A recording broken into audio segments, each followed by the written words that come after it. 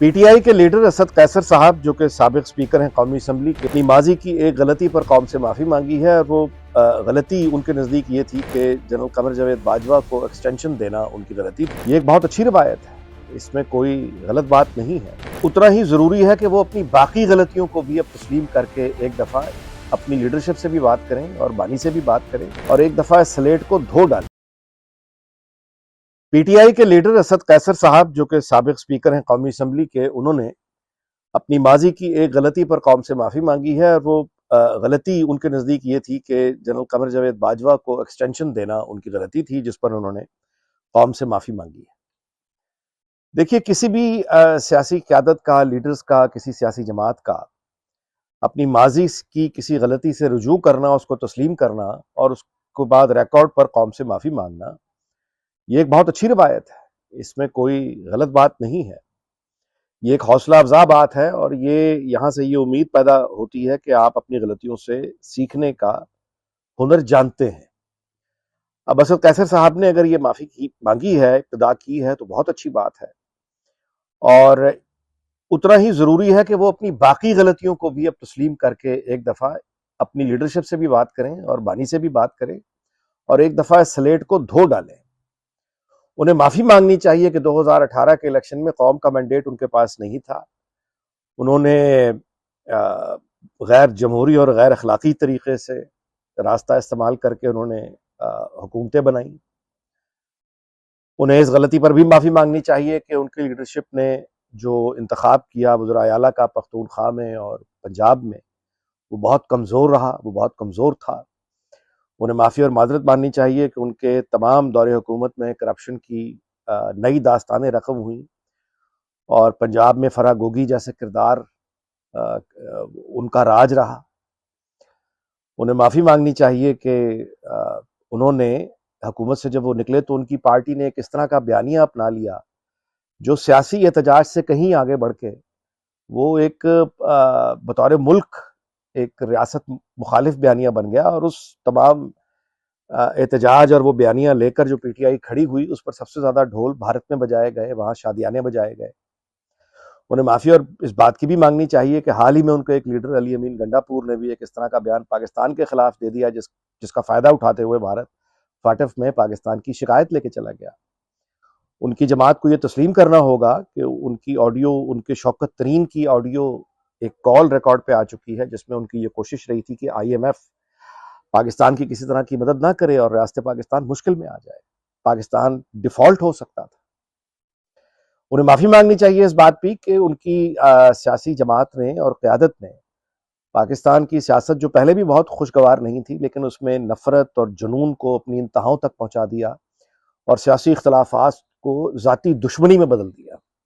انہیں معافی مانگنی چاہیے کہ 9 مئی کا ان کا ایکشن ایک اس طرح کا ایکشن تھا جس کی وجہ سے نہ صرف یہ کہ ایک انپریسیڈنٹڈ خانہ جنگی تباہی ہو سکتی تھی، بلکہ اس دن کا جو پھر نتیجہ خمیازہ خود ان کے پارٹی کے لیڈرز اور کارکنوں کو بھگتنا پڑا، وہ بھی خوشگوار نہیں ہے، وہ بھی بہت برا ہے۔ تو اچھا ہے کہ سیاسی جماعتیں جو ہیں وہ اپنی غلطیوں کا اعتراف کریں،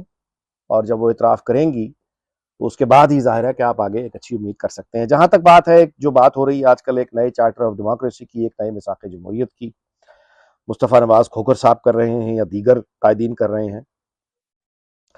دیکھیے، میثاق جمہوریت آج کل اس لیے زیر بحث ہے کہ ہم کسی طرح کے نئے اسٹریٹجی یا نئے آئیڈیے پر بات کر رہے ہیں۔ حقیقت یہ نہیں ہے۔ آج کل جو کچھ بھی تقاضا اپوزیشن جماعتوں کی طرف سے کیا جا رہا ہے، ان میں سے کوئی بھی تقاضا نیا نہیں ہے، یہ تو دہائیوں کی کہانی ہے، وہی نعرے ہیں، اس میں کچھ نیا نہیں ہے۔ ہر دفعہ یہی کہا جاتا ہے کہ انہوں نے غلطیوں سے سیکھ لیا ہے، بہت غلطیاں کر لی ہیں۔ میثاق جمہوریت لیکن جب ہوا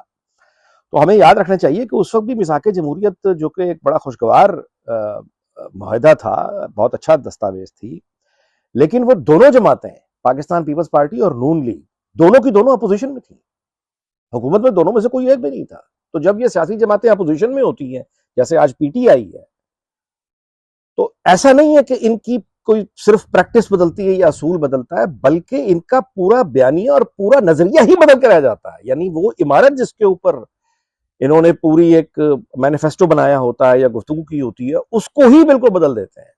تو جب اپوزیشن میں تھی پیپلز پارٹی بھی، نون لیگ، تو میثاق جمہوریت جیسا خوشگوار ایک ڈاکومنٹ سامنے آ گیا. لیکن جب اس کے بعد یہ دونوں جماعتیں حکومتوں میں آئیں 2008 کے بعد، تو اس کے بعد پھر اس میثاق جمہوریت پہ دونوں جماعتوں نے کتنا عمل کیا. پیپلز پارٹی کی اپنی شکایتیں ہیں کہ جب میاں نواز شریف کالا کوٹ پہن کر چلے گئے تھے سپریم کورٹ، یوسف رضا گیلانی کا کیس جب چل رہا تھا، ان کی اپنی شکایتیں ہیں، اور نون لیگ والوں کی ظاہر ہے کہ ان کی اپنی شکایتیں ہیں. تو دونوں جماعتوں کی اپنی شکایتیں ہیں.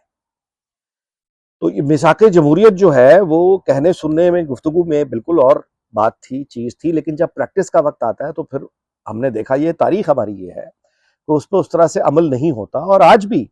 یہ دونوں جماعتیں برسر اقتدار ہیں، لیکن اس میں کوئی ایسی کوارڈینیشن یا کوئی ایسی اگر آپ دیکھیں تو پوائنٹ سکورنگ آج بھی دونوں میں نظر آ رہی ہے. ظاہر ہے سیاسی مخالف تو ہیں، اس میں کوئی حیرت کی بات نہیں ہے، لیکن جو ایک ورکنگ ریلیشن شپ ہونا چاہیے، اس طرح کا ورکنگ ریلیشن شپ مثالی نظر نہیں آتا، بلکہ ایک تلخی ہے جو سامنے نظر آتی ہے. آفیشیل پروٹوکولز اگر فالو نہیں کیے جاتے کہ پریزیڈنٹ آف دا اسٹیٹ ہے وہ لاہور جا رہا ہے، اس کا استقبال نہیں ہو رہا، یا پھر اینڈ وائس ورسا اگر ان کے کچھ نون لیگ کے اپنے شکوے ہیں، تو اس کا مطلب ہے کہ پرانا جو میثاق جمہوریت جس کی مثال دی جا رہی ہے، وہ بھی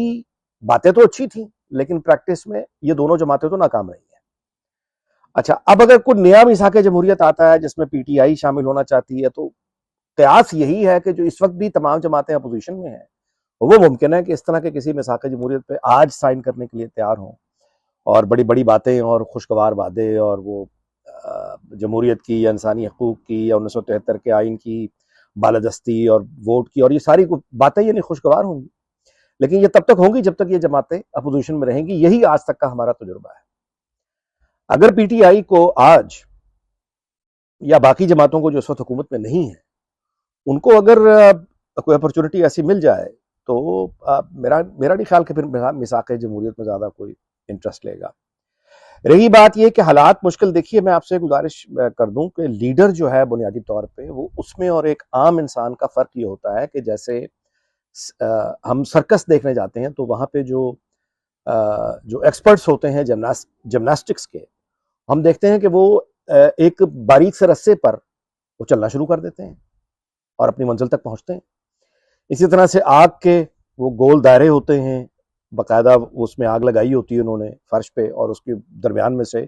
وہ جو مہارت ہے جس کے پاس جمناسٹکس کی اور اس فن کی، وہ آگ کے گولے میں چھلانگ مار کے گزر جاتا ہے، فرش کے اوپر سے گویا اڑ کے نکل جاتا ہے، جو کہ عام آدمی کے بس کی بات نہیں ہے. یہ اسی کا کام ہے جس نے ریاض کیا ہے، جس نے محنت کی ہے، جس نے مشقت کی ہے، جس نے ریہرسل کی ہے، وہ پھر سرکس میں آ کے فائنلی پرفارم کرتا ہے. تو سیاسی لیڈر جو ہے بنیادی طور پہ وہ اسی طرح کا ایک ریاضت کے بعد، محنت کے بعد، ریہرسل کے بعد وہ لیڈر ہوتا ہی وہ ہے جو بظاہر ناممکن دکھائے ہوئے حالات میں سے بھی وہ ایک گویا رسے کے اوپر جیسے ایک ماہر چلتا ہے، وہ ان حالات میں سے، مشکل حالات میں سے،